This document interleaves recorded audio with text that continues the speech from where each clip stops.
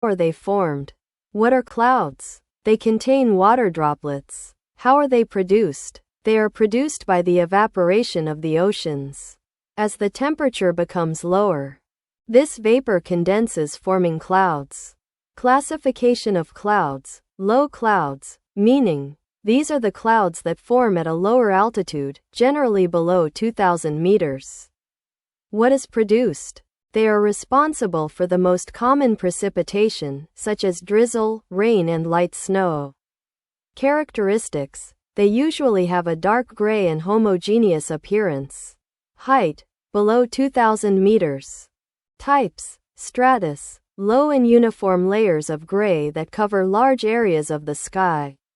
Nimbostratus. Gray and dark clouds that produce continuous and persistent rain. Stratus fractus. Fragments of strata that have a frayed appearance. Medium clouds, meaning they form at intermediate heights between 2,000 and 7,000 meters.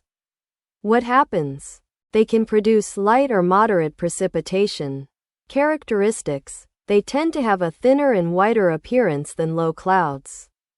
Height. Between 2,000 and 7,000 meters. Types. Altocumulus. Small rounded white clouds that group together forming banks or layers.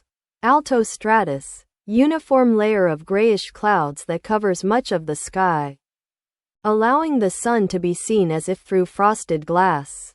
High clouds, meaning they form at high altitudes above 6,000 meters.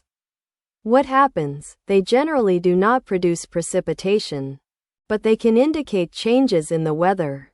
English. Characteristics. They tend to have a thin and fibrous appearance and are composed mainly of ice crystals. Altitude. Above 6,000 meters. Types.